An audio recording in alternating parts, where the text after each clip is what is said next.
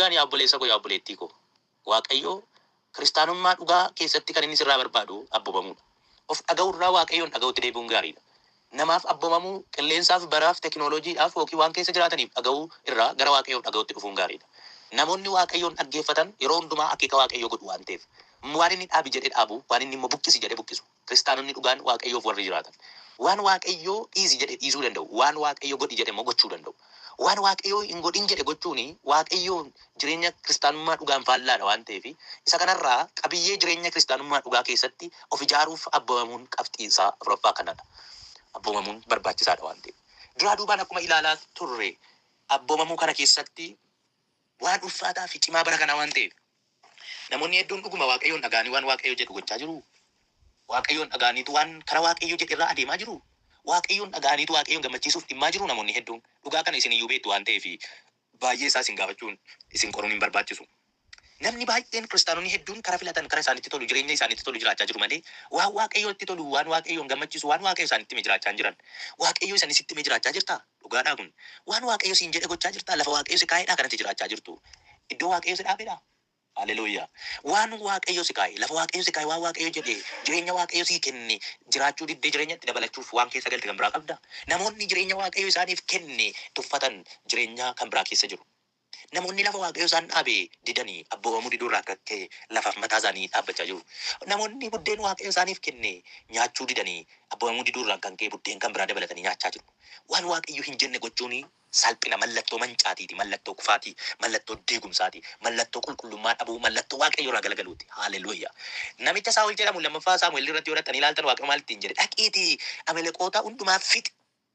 Tokkoyyuutu hambisiin ittiin jedhe dhaqanii lolanii lolchiisaniitu hundumaa fixanii garuu horiiwwan xotobbaallaa gaggaarii immoo harkifatanii of duukaa guurratanii dhufan. Fixxeettaa Saa'ol ittiin jedhe eeyyee jedhe maaliif inni si booddee dhaamuun mar'atu kun ittiin jedhe namni Waaqayyo. Waan Waaqayyoo godhi jedhee waan Waaqayyoo godhi jedhe gochuu dadhabuurraan kan ka'e fedha ofiitti godhanii waan isa Waaqayyoo fixaa jedhe kana dhiisaniitu isa isaan mararan waa'ee xotobbaallaa horiiwwan sana fidatanii dhufan. Waaqayyoo godhiin godhiidha. Dhadhaabadhuun dhadhaabadhuudha Waaqayyoo. Hin godhiniin hin godhiniidha. Kanaaf egaa kiristaanummaa dhugaan isa kanadha kan inni ibsu. Amma mee kiristaanonni amma akka waan diina Waaqayyoo ta'anitti jiraachaa jiru malee dhugaan isinitti hima.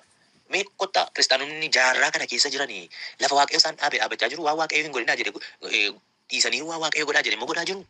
Dhuguma jireenya kiristaanummaa dhugaa kan calaqqisiisuudha waan amantoonni hojjechaa jiran amma. Kiristaanummaa wal qabsiise. Karaalee hedduu dubbiiwwan amma ilaalle hagaa afuriitti jiran qabxiiwwan kanaan kiristaanonni amma jira yoo madaalamanii dhuguma karaarra jiru. Dhuguma waan Waaqayyoo jedhee hojjechaa jiru. Dhuguma waan Waaqayyoo barbaade godhaa jiru. Egaan Waaqayyoo sa'aatii kana ganama kana wanti inni nutti dubbachaa jiru anaaf isinitti abboomamuun jireenya kiristaanummaa dhugaa akka ta'edha. Yaa obboleettii koo Waaqayyo isa kana sirraa barbaada. Abboomamuu isa jedhu kana. Waaqayyo irratti mataa jabaachuun Waaqayyoon diduun du'a akka ta'e ganama kana Waaqayyo sitti dubbata. Abboomami dhagee Waaqayyoon lafa inni si dhaabe dhaabadhu. Waan inni hin godhin jedhe irraa fagaadhu. Waan inni godhi siin jedhe qofa godhi. Filattee mirga kee filattee fedhii kee filattee hin jiraatin. Filattee waan fedhii kee duwwaan godhi. Waan Waaqayyo fedhe godhi. Ilaa nuyi waan nu barbaachisu yaadna. Yeroo hundumaa waan fedhii keenya yaadna. Waaqayyo garuu waan nu barbaachisu yaada. Xiyyeeffannoon keenya yeroo hundumaa waan Waaqayyo jedhurra yoo ta'e dhugaanumaan isinitti hima. Kiristaanummaan keenya dhugaa ta'uu isaatu mirkanaa. Ulfina Waaqayyootu mul'ata. Jireenya sana nu abdachiise sana bira gahuuf kaadhimamna. Waaqayyo nu haa gargaaru. Egaan abboomamuun baay'ee ulfaataadha jaarraa kana keessatti. Namoonni abboomamaan jiran kiristaanonni abboomamaan jiran kiristaanummaa dhugaan raawwate waan manca'eef kiristaanonni hedduun waan fedha isaanii lafa fedha isaanii dhaabatu waan fedha isaaniis godhu. Waaqayyo garuu nu haa gargaaru. Inni shanaffaan jireenyi kiristaanummaa dhugaa inni shanaffaanii himachuu fi gaabbuun qalbii jijjiirrachuudha. Haleluuyaa. Dhugaan isinitti himaa. Kiristaanonni dhugaan yeroo hundumaa hin himatu cubbuu isaanii hin gaabbu qalbii immoo jijjiirratu. Egaan abala kiristaanummaa dhugaati kun. Ani qajeelaadha, ani cubbuu hin qabu, ani cimaadha, ani jabaadha hin jedhan kiristaanonni dhugaan. Yeroo hundumaa dadhabbii isaaniitu isaanitti mul'ata. Kufaatii isaanii, dadhabina isaanii, mastaawutii yookiin daawwitii Waaqayyoo keessatti of ilaalu waan ta'eef. Eenyummaan isaanii hin shawwadu, eenyummaan isaanii isaan jala miliqee lafa hin jirre dhaabbatanii waan hin taane sana ta'eera jedhanii hin himatan. Yeroo hundumaa hanqinatu isaanitti mul'ata.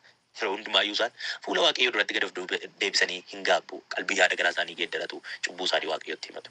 Amala kiristaanummaa dhugaati kun. Tokkoffaa Yohaannis 1:8-9 yoo dhaqxanii ilaaltan argachuu dandeessu. Cubbuu hin qabne yoo jenne of hin sossobna. Dhugaanis nu keessa hin jiru jedha kutaan kun. Of sossobna dhugaanis nu keessa hin jiru jedha. Cubbuu keenya yoo isatti himanne inni amanamaa fi qajeelaadha waan ta'eef cubbuu keenya nuuf hin dhiisa. Jal'ina keenya hundumaattis nu qulleessa jedha kutaa kanarratti. Guutummaa kutaa kanaa yoo dubbistan. Amantoonni dhugaanii Waaqayyotti araaramuuf garaa gaabbiin guuteen araara kadhatu. akkasumas namoota itti balleessan dhiifama kadhatu. Garaan isaanii qulqulluu waan ta'eef yeroo hundumaa jireenya waaqayyoon gaddisiisu irraa fagaatanii jiraachuu dhamaa'u. Dhugaadhaan isinitti hima. Amala kiristaanummaa dhugaati kun. Hin himatu.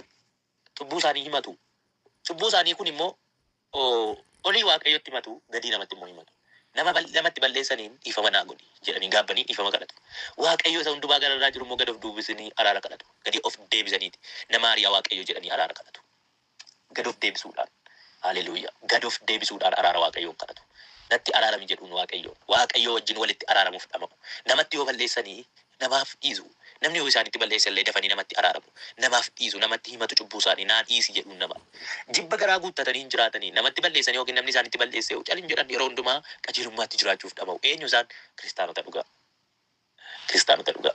Har'amee dhaloonni kun ani cubbuun qabu jedhamniire ayyaanaan fayyeera cubbuu waliin argu jedha. Cubbuu keessa ooleetu cubbuu keessa jiraachaa ani qulqulluudha. Ani fayyeera ani akkuma tokko waan godhu hin qabu karaa cubbuurra hin jiru jechaa cubbuu keessa gangalata dhaloonni kun. Karaa inni lammaffaan immoo namatti balleesseef dhiifama gaafachuun beeku ofittoodha dhaloonni kun. Ofittoodha, of tuulaadha. Olof qabuutu jiru kiristaanonni amma olof qabu nan balleessee dhiifama naa godhin jedhan. Namatti balleessanii dhiifama gaafachuu miti nutti badeeyyuu dhiifama gaafachuun amala kiristaanummaa dhugaati. Kiristaanonni dhugaan warra isaanitti balleesseefis warra itti balleessaniifis yeroo hundumaa dhiifama gochuudhaan beekamu. Obboleessa nana obboleettii nana gootee beektaati. Namatti balleessitee dhiifama gaafattee beektaa? Namni sitti balleesse yoo dhiifama gaafattee beektaa? Waaqayyo haa ilaalu jettee firdiitti maaliif dhiyeessita obboleessa kee obboleettii kee? Yooma hammam si miidhayyuu waaqayyoon gararraa hundi hin jiru. Waaqayyoof jettee dhiifama gochuu dandeessee taati. Waaqayyoof jettee bira darbuu dandeessee taati. Ani yoomiyyuu taanaan hin irraanfadhu waan inni na godhe, waan isheen na goote, waan isaan na godhe hin jettaati. Kunoo kiristaanummaa dhugaa miti. Dhuguma miidhamuu dandeessa, dhuguma cabuu dandeessa, dhuguma wanti ati ittiin miidhamte waan namni irraan fayyine madaa ulfaataa madaa'uu dandeessa. Kiristaanummaa dhugaan immoo akka ati dhiiftuuf si ajaja. Sababni isaa waa'ee keef waaqayyo harka wanti gaariin jira. Dhugaadha miidhamanii madaa'anii dhiifama gochuun amala kiristaanummaa dhugaati. Hammam yoo miidhamneeyyuu hin baranne waan ta'eef inni fannoo irra taa'ee abbaa isaanii beekanii isaaniif dhiite. Finyoo sibiilaatiin qullaa warra gara fannu. Warra dhanna isaa kukkutan utuu dhiigi akka bishaanii keessaa dhangala'u. Fannisanii fannoo irratti dheeboodhaan utuu cinaacha isaa horfanii utuu kalee isaa horfanii utuu garaan isaa dheeboodhaan wawwaraanamu. Utuu achirratti utuu inni dheebotu hadhooftutti qaba. Achirratti reebaa achirratti itti ga'isaa danfa utuu inni danfu utuu dhiigisaa danfu utuu dafqa dhiigaa dafquutu hin beekan isaaniif dhiise. Ishii kana caalaa hin jirraa baranna dhiifama. Miidhamee madaa'ee garafamee hamma du'aatti dhiphatee hoo isaaniif dhiisi jedhee. Irraa barannaree duukaa kan buunu Yesuusidha. Yaa obboloota koo baay'ee miidhamuu dandeenya. Baay'ees miidhuu dandeenya. Dhiifama gochuun kiristaanummaa dhugaa. Dhiifamaaf jiraachuun amala kiristaanummaa dhugaa akka ta'e ganama kana yaadachuutu nurra jira. Beekuutu nurra jira. Dhiifama gochuuf dhama'uutu nurra jira. Garaa dhiifamaa qabaachuu qabna. Obboleessa keenya obboleettii keenyaaf garaa dhiifamaa qabaachuu qabna. Yeroo hundumaa amalli kiristaanummaa dhugaanii gaabbuudha. Namatti yeroo balleessan hin gaabbu. Yoo namni isaanitti balleessee waa'ee namni isaanitti balleessee fi yeroo hundumaa dhiphatu. Obboleessa koo kanaaf deemeen dhiifama godha jedhu. Mee dhiifama godhe obboleettii koo. Mee dhiifama godhe obboleessa kana. Namoota nana mee dhiifama godha. Nama isinitti balleesseefis namatti balleessitaniif. Kiristaanummaa dhugaanii isa kana of keessaa qaba waan ta'eef. Jibba garaatti baachaa namaaf dhiifama gochuu hin dandeenye taanaan cubbuu keenya waaqayyotti himachuu hin dandeenye taanaan amalli kiristaanummaa dhugaa nu bira hin jiru jechuudha. Amala kiristaanummaa dhugaa jiraachuu, amala kiristaanummaa dhugaa sana horachuu waaqayyumatu nurraa barbaada. Haaleluyyaa. Waaqayyumatu nurraa barbaada. Egaan isa kana yeroo hundumaa maaliif dhama'u amantoonni dhugaan kuni akkuma isiniin jedhee waaqayyotti araaramu namootatti araaramu namootaaf dhiifama gochuu irratti kan xiyyeeffatan garaan isaanii qulqulluu waan ta'eef yeroo hundumaa jireenya waaqayyoon gaddisiisu irraa fagaatanii jiraachuuf dhama'uun isiniin jedhe. Kiristaanonni dhugaan isa kanaaf dhama'u. Isa kanaaf dhama'u kiristaanonni dhugaan. Haaleluyyaa. Yeroo hundumaa kan isaan dhama'aniif isa kanaafidha. Yeroo hundumaa kan isaan dhama'aniif waaqayyoof jiraachuudhaaf dhama'u. Waaqayyoon gammachiisuuf dhama'u. Waaqayyoof jiraachuu keessatti dhama'u. Dhamaatiin kun egaa dhamaatii isa dhugaadha. Dhugaan isinitti hima. Ani waa'ee bara amma keessa jiraannu isuma nuun arginudha waan ta'eef. Jibbatu jira, ofittummaatu jira dhugaadha. Ofittoon akka amantoota ammaan jiru. Anduunaan margin isa harreen jettee jedhan dhageessaniittu. Naa ta'ee jennaanii dhimma hin qabu. An nyaadhee jennaan natti tolee jennaan. Konvertii gaarii keessa jiraadhennaan maallaa galche kan jedhan amantoota dhamma. Dhugaan isinitti hima. Garaan isaanii akka dhagaa kan jabaatu waanuma waaqayyoon beekanu kan hin fakkaanne amantootadha. Yaa obboloota koo waaqayyoo akka nuun barannu nu barbaada. Akka nuun jijjiiramnu barbaada waaqayyo. Amantoonni dhugaanii kiristaanonni dhugaanii dhiifama godhu bakka garaa dhiifamaa qabu jireenya dhugaadhaaf jiraatu yeroo hundumaayyuu waaqayyoon dhiifama kadhatu cubbamoota ta'uu isaanii beeku hanqinni isaanii yeroo hundumaa isaan jalaan dhokatu ani leenca ani jabaadha ani qulqulluudha ani akkasi jennee kan dhaadannu osoo hin taane kan nuyi yeroo darbe ilaallee irra baay'ee waa'ee qulqullummaa fi waa'ee qajeelummaa adda baafnee ilaalle wanti nutti gaaffii ta'u hin jiru barannee dhufne waan ta'eef Yeroo hundumaan ani leencaa ani kanaadhaan osoo hin taane waan waaqayyo barbaadu sana yaaduudha inni guddaan. Hanqina ofii beekuudha waan ta'eef. Waaqayyo nu haa gargaaru. Egaani kiristaanummaa dhugaa kana kan jedhu irratti qabxii shanaffaarra jirra. Qabxii shanaffaarra jirra. Qabxii tokkoffaarraa kaane waa'ee amala kiristaanummaa dhugaa jijjiirama jennee ilaalle. Jijjiiramuudha dhuguma identity eenyummaa maalummaa walumaa gala waan sila turan irraa gara waan biraatti jijjiiramuudha jijjiiramne. Inni lammaffaa waaqayyoon jaallachuudhaa jenne namoota jaallachuu waaqayyoon jaallatu namoonni waaqayyoon jaallatan namoota jaallachuutti illee maalidha isaan cimoo waan ta'eef waa'ee namoota jaallachuu namoota waa'ee namootaaf dhimuu namootaati kan nuyi ilaalle. Abboomamuudha inni afuraffaan abboomamuu ilaalle. Inni shanaffaan himachuuf gaabbuu qalbii jijjiirachuu kan jedhu ilaalle. Waaqayyoof galanni guddaan haa ta'u. Torban qabxii jaafaa itti fufna. Waaqayyoo isa amma barannee itti jiraachuu akka dandeenyuuf nu haa gargaaru. Dubbii kana irratti waaqayyoon hin kadhanna. Dhugaadha. Akka nuuni akka waaqayyo jedhetti jiraannu afurri qulqulluu ayyaanni waaqayyoo nuu kenname sun nu gargaara. Mee beekaa yaa obboloota koo wanti jireenya kiristaanummaa dhugaa nurraa fuudhe kuni isa akka nuun bannuuf du'aaf nu kaadhimachuu barbaadedha. Isa jalaa ba'uu akka dandeenyuuf waaqayyoon nu haa gargaaru. Hin kadhanna waaqayyoon. Haaleluyyaa. Haaleluyyaa. Haaleluyyaa. Haaleluyyaa. Haaleluyyaa. Haaleluyyaa. Haaleluyyaa. Si kadhanna abbaa keenya. Sitti kennanna harka keenya, si abdiin keenya bara baraa, si amanannaan keenya bara baraa, si wabiin keenya bara baraa.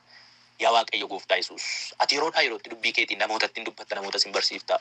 Anis obboloonni koo kunis dubbii kana keessatti dhugaadha nama ga'aa miti. Akka ati nama ga'aa nu gootu yaa Waaqayyo waan nutti dubbatte kanaan jireenya keenya akka ati jijjiirtu. Dhugaadhumatti inni ati barbaaddu sun jireenya keenya irraa akka argamuuf yaa Waaqayyo sin kadhadha ganama kana.